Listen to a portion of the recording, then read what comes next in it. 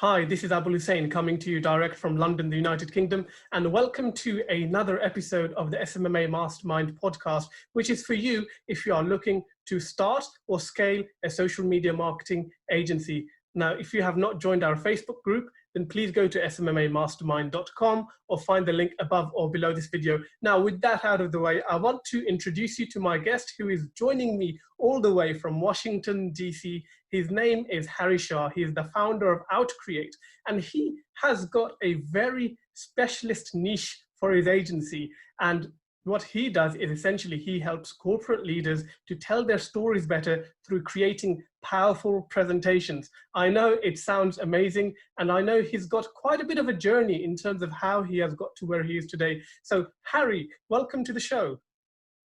Thanks, Abul. Really delighted and excited to be here.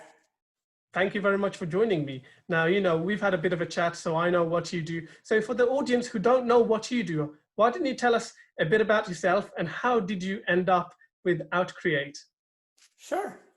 I run a presentation design agency called Outkreate. We are based in Washington, DC in the US. We run a fully distributed team. So we have a couple team members in the US. We have a few team members based out of our India design studio as well. And our niche is working with senior executives, senior leaders at large Fortune 500 companies. So we specialize in presentation design. That's what we are really good at. And we want to make sure we help our clients sell their ideas effectively within their organizations, help them communicate more effectively, whether they are talking to people inside their organization or outside. It has been a journey. I started my agency in 2016. And when we started out, just like you, I was super passionate about social media marketing. When Facebook came on, it was 2005. And I was in my graduate school here in the US. So really got hooked to Facebook. We were my school was one of the first few schools in the initial pilot, right? So really got hooked into Facebook, got into social media marketing. So I've had a corporate career. And when I decided to go the entrepreneur route, when I wanted to start my agency, I really wanted to focus on social media marketing. So we started out as a social media marketing focused agency. We did some really cool stuff in there. And then as we worked with more clients, we started doing website design, SEO, more graphic design, more presentation design. And we reached a point where we were doing a lot of things and we thought we are becoming like anything and everything to anybody and everybody, right? So it was a good way to sort of start, but it's not a good way to scale your business. When you're doing so many things at the same time, you're not becoming an expert at one thing. Even when you are selling, it becomes harder when you say, hey, I can do everything, right? Nobody believes you when you say you can do everything. So my background happens to be, I used to work in a corporate career. I worked for the Hershey company. Before that, I worked for Bridgestone. So I have a corporate background and I worked for strategy teams in my Hershey days. So I learned a lot of things about presentation design, how to make effective communication. So as we were running an agency, we went through a lot of churn in terms of what services we provide, what clients we work with. We realized like presentation design is a sweet spot for us. And we really made a conscious decision to niche, it was really a decision that was really simple, but I would say harder to execute. But it was just one fine day where we said, enough is enough. We have to specialize, So I would say 2 years ago, we made a conscious decision to say, we are going to focus on presentation design. We will build a team that's really good at creating presentations, and everything, our marketing, sales has been very, very focused since then. Mm-hmm. And I mean, what made you choose presentation design over web design or SEO or for social media marketing? What kind of made you sway in that direction? For example, when we were doing social media marketing, we were serving more small to medium-sized companies. And there's a statistic in the US, right? There's something called Small Business Association, SBA in the US. And they say that they define small businesses as businesses that do less than $25 million in revenue, For small businesses, one of the statistics or one of the guidelines from them is you shouldn't spend more than 5 to 7% in marketing. So we used to work for these smaller to medium-sized clients. And let's say we work for a restaurant, we work for a small IT services company who's doing $300,000, $5,000 in revenue. If you do the math, they have about $15,000 to $25,000 to spend in marketing. So when you're working with smaller budgets for marketing, there's only so much you can do, right? So we realized like, hey, working with small to medium-sized clients wasn't the best way for us to grow the business. When we were doing presentation design, we were working with these larger enterprises who have budget. And then we also realized like whatever they're asking for and whatever our strengths are, we had a really good, sorry about that, we had a really good fit in terms of that, So large enterprises, they care for quality, timeliness, more than budget, right? So we realized like, hey, we have some good clients here. If we can deliver good quality, we can deliver things timely, and you can have a pretty solid ongoing relationship with them. That makes perfect sense. Now, I'm going to ask you what might seem to be a bit of a stupid question. A presentation, you can just create a PowerPoint, get your graphic designers on it, right? Why do you need an external agency to prepare a presentation for you? That's a fantastic question. Yeah, I mean, a lot of people think I do not need a presentation design agency, right? A lot of people think, hey, I do pretty awesome PowerPoints, or Google Slides or whatever it is. It's not very different from social media marketing too, right? Like everybody thinks they can do social media marketing. But when you put experts in place, right? When you put professionals to do things, you learn things faster, right? These experts would have made a lot of mistakes that they bring to the table and they get you to results, faster. So presentation design too, it can seem like, hey, anybody can do PowerPoint. That's not truly the case. When I'm selling presentation services to the client, right? Here's what we think is the value proposition when you work with a presentation design agency. One is, we work with these senior leaders at large companies, right? They're responsible for millions of dollars of revenue or cost savings and other things, right? They should put their time into thinking around their strategies. They should put their time into really creating great recommendations, right, for their organization. If they spend time in creating PowerPoint slides, it's a very time-consuming activity. They're taking time away from their thinking to be better decision makers, to make better decisions, for the organization. So when they work with us, we truly save them time. We are taking time, we are giving them time, and we are really delivering them, something that they won't be able to do on their own. Another thing is to create good presentation. It is time consuming. Even for my team, it's very time consuming. So creating visually compelling presentation, that is hard for a business person to do. I was in the same role as before, and I used to think I create really good presentations, but I don't think I can do as good as my design team does. I'm really good with the storytelling and the flow, but visually my design team does a better job.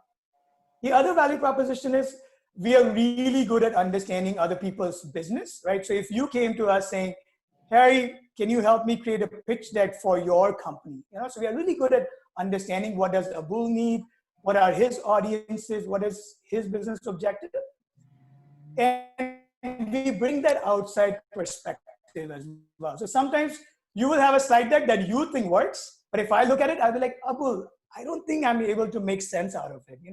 So that outside in perspective helps and much more easy to understand. So that's why I would say that's how we add value. It's not just making slides prettier, but it's about making slides very clear and crisp, making a great user experience, right? When somebody presents those slides, and then visually enhancing those slides so they're very compelling, they engage your audience.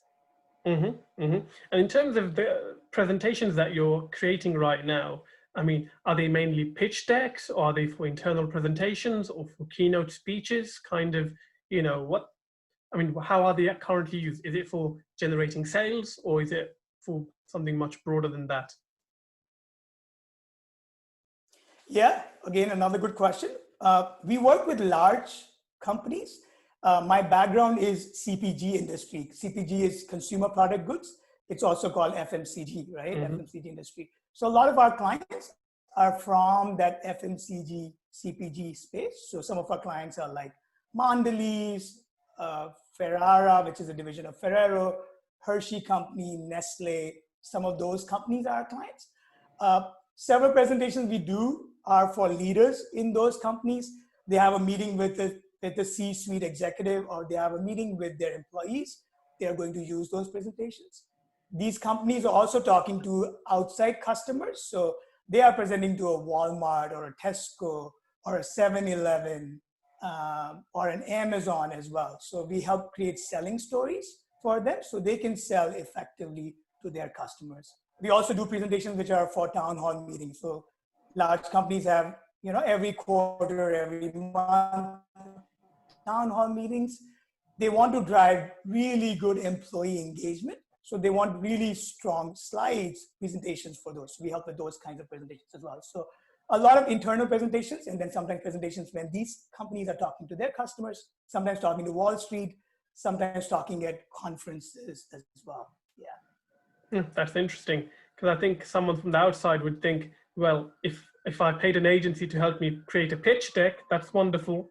However, when there's no money to be made, then we don't necessarily need to outsource that. So it's good to know that you are kind of working for a different range of scenarios, I suppose. And I suppose when you got started with creating these presentations, I mean, were you naturally quite good at it, or how did you draft your framework to create a great presentation? And if you could share some tips for creating a great presentation, that would be very useful as well. Oh, awesome. Yeah, sure. So like I said, right before starting my agency, I used to work for the Hershey company. Are you familiar with Hershey chocolates? Yes, yes. Yeah. I know in the UK, they sell a lot of Reese's peanut butter cups, it's kind of considered I think that's the only thing we have. Yeah, because it's very unique. Everything else, I think, like Cadbury and some of the European chocolates, right, would beat them. So when I worked for the Hershey company, it's a really great company, a lot of smart people. My background is I was an engineer, but then I slowly made my way through some other functions. I worked for their corporate strategy team. That was a team where my managers were all like management consultants who had worked at Bain, McKinsey, Accenture, all these cool consulting companies. So even though I didn't have an MBA, just by being part of that team and learning from my managers and mentors, I basically got an MBA, like on the job, just by learning through them, So that team would work on, strategy for the company. And so that team would make a lot of presentations, So that's an essential skill that you have to acquire or learn if you're in that role. So yeah, when I was in that role, I really got into presentation design. Before that, I used to think I'm good at presentation, but pretty much in my first day of the job, I realized like, no, I have a lot to learn, So, I mean, obviously they were my managers or mentors, my coworkers, they weren't really designing presentations. They were thinking through the research, thinking through the data, the analytics, and then putting together some really solid presentations. So that's what I learned. And they were super finicky. They were they would pay a lot of attention to detail, So one of the first things in my first week of the job, I realized was my coworkers, my managers are spending too much time on slides, And I'm like, why should you spend too much time on slides? You just need to have good content and that's it, But my manager, really smart guy, he's become a client now, actually. He had some really good suggestions, good advice. Like when you create a presentation, right? And a lot of those presentations were used by a senior leader. For example, the CEO of Hershey today, we used to report into her. So she would use that presentation to present to the rest of the leadership team.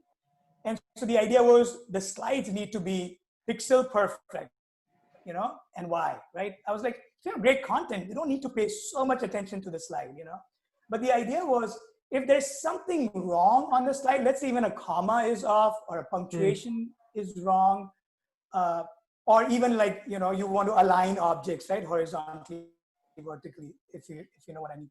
If it's off, what happens is when the audience sees that slide, their attention will go to the stuff that's wrong, you know? And when something is wrong, then people start doubting even your content, you know? So it's like, this guy didn't even pay attention to comma. I doubt he paid attention to what he's talking about, you know? So that maniacal attention to detail is something I learned there, saying, no. Having a very clear, crisp, a perfect slide is really important, you know, especially in key situations. So that's something I would say I learned. Then storytelling is an art as well, right? It's not just designing slides, it's also about the story, right? There are several frameworks as well. Like, let's say you have a presentation, or let's say you're running this mastermind and you have an opportunity to, I don't know, get in front of the group, right? And you want to talk to them. Typically, any situation can be boiled down into, you know, like one or two of these frameworks. You know, you start with, there's a couple of frameworks I can give example if you want. Any situation that you have for a presentation can be boiled down to, you know, a couple of these frameworks. So one is what, so what, now what, you know? So you have a business situation, something's going on, that's like your what, you know?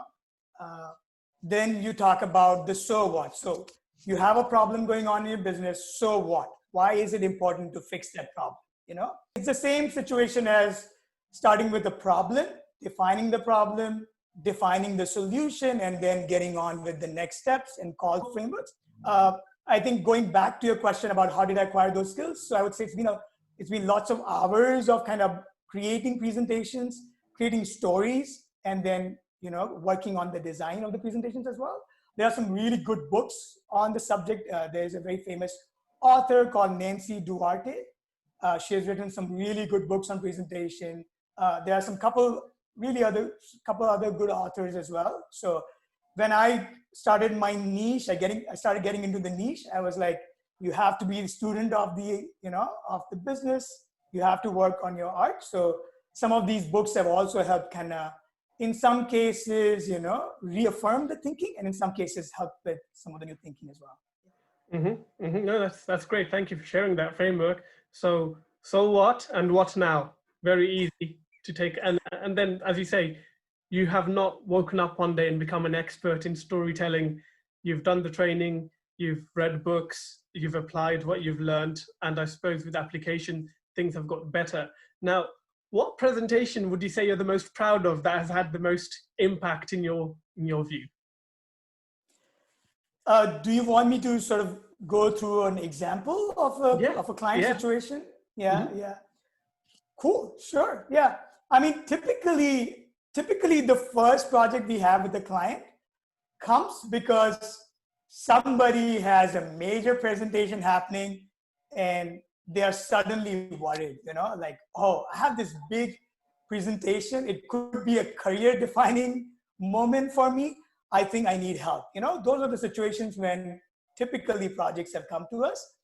And I even read about these stories on LinkedIn, right? When people have these rush projects, urgent projects, some of the agencies want to shy away from those projects because those projects can be a train wreck, you know?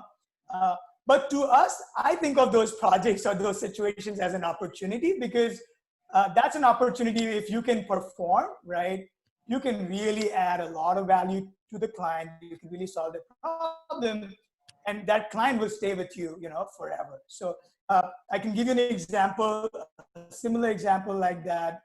One of my clients, he's become a great client for us. We do a lot of good business with them today.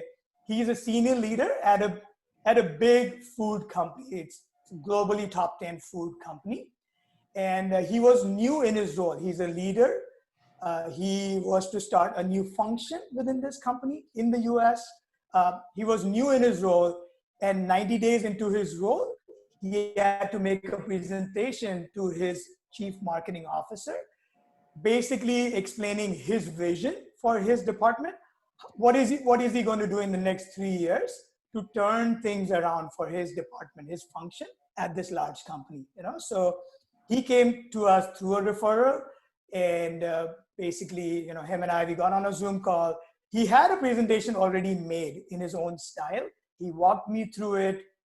and we chatted about, hey, how this could be better, you know? So when he came to us, he was similar, right? He was like, hey, I think I can make some good presentations. I don't think I need the Outkreate team to do it.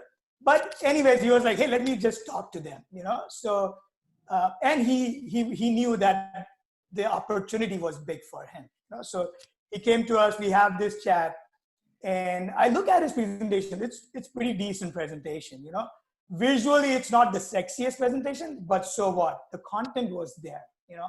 As we walk through the slides, you know, I feel like there are more slides than necessary for his audience, but this guy has been working on the presentation for like, I don't know, 3 to 4 weeks now. So he's so much in the weeds that he has lost the picture of, you know, is this presentation understandable to the outside audience? Because it's just so close to it, you know? So we worked on his presentation.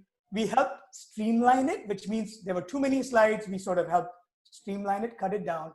If there was too much content on a slide, we helped kind of focus on the few, right? Focus on the few and the bigger things. And then visually also we, you know, elevated it. We made it really awesome. It was in line with their brand guidelines, but definitely we elevated it because, hey, we are designers. That's what we do, you know? And it was very iterative as well. It wasn't like Harry and team do this. It wasn't like that. It was like, okay, let us take it. Let's do a round 1. We show him, get his feedback, round 2, round 3. So we had a pretty decent presentation over multiple rounds. And then he presented this presentation. He felt really good about it. He presented it to his CMO, and the meeting went really, really well. He got immediate buy-in. His last slide was, he was requesting for budget, people on his team, right? And the presentation went really well. And the CMO was like, okay, let's talk about next steps here, right? What do you need so you can be successful? So I wouldn't attribute all the success to us because he had good content, he had put some good thinking. It was definitely a partnership. Yeah.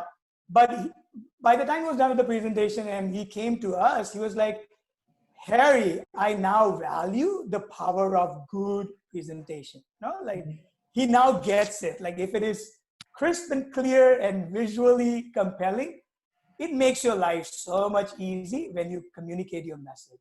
So that's been an example. Yeah, that's been a great example. That's a great example. Yeah, and as you say, you know, there are quite a few communications studies that say communication is not about what you say, but rather how you say it. And this presentation is in the way of kind of showing how you're saying something. So that's amazing. Now, I know, you know, we're coming short on time here, so I've had so many questions for you, but one last question before I let you go, you know, because a lot of people who are watching this, they'll be like, this is great, you're doing well, you know, you've got a great niche, you know, and they're starting their journeys. How did you initially pick up clients? How do you currently pick up fresh clients? And, you know, what tips would you give to someone who's just about getting started? Sure. Most of my clients have come through word of mouth. You know, I was very blessed to be working in a large company. I used to network really well in my corporate career as well. Built a lot of good relationships, which have really helped, you know, in the business later on. So most of my clients, they come through word of mouth. That's not the most sustainable way of growing the business, but that is how we have grown the business. The other thing for us is it's not about the volume of clients. For us, we think we are in the business of customized business solutions, right? We don't do any packages. We don't do any offers. You know, we do very customized projects. So for us, I would suggest other people too. You don't have to go after too many clients, right? So I have a list of clients, but I would say 80% of my business comes from 5 major clients, you know? And I want to continue to be like that. We have a 3-year vision where we are going to double our business, and it's going to be about 10 to 12 clients at the time as well. So I want people to think it's easier to retain a client versus going after too many clients. And it's easier to grow a business with a good client, you know, with a client that's also doing well. So we have done word of mouth marketing that has helped us. Some other things that we are doing today is LinkedIn outreach, just like you reached out to us, Abul. We do the same. We do really simple LinkedIn outreach as well. It's not very selly. It's all about networking and trying to connect with people. we spend a lot of time nurturing versus saying, get on a call and, you know, let's talk about presentations. Most of our clients are very sophisticated, so that wouldn't work for us. So we do very simple LinkedIn outreach. We do LinkedIn content as well. You can go to the Outkreate page on LinkedIn. We create very informational content, non-selly. It's all about sharing, you know, nuggets, sharing knowledge about presentation. That's what we do. So to other agency owners, I would say, hey, maybe you can think about like, hey, try to work with quality clients versus quantity. Focus on your art and retain those clients, right? Give them good products and services, give them good results. If they are doing well, your relationship with them will grow, your ticket size with them will grow as well. And so that's also a way to grow the business. You know, you don't have to go after too many clients. And then I think picking a niche for us has been amazing. I saw another person on your show too, he talked about, you know, picking a niche early on.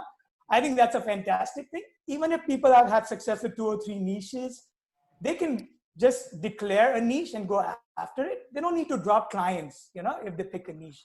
But that's your positioning going forward to attract clients. So picking a niche and then focusing on the niche will make your selling, marketing, fulfillment all very easy because you're very focused, you're becoming knowledgeable about a niche, and you're delivering some great, you know, service and results for the client. So those would be some of my 2 cents. Awesome, awesome. So just to summarize there, pick a niche, network, and deliver value through content, and people will come to you and they will talk about you. Awesome. Thank you very much for sharing that. So Harry, you know, I'm really pleased that we had this call and this catch up. Thank you very much for joining me. Thank you, Abul. I really appreciate it.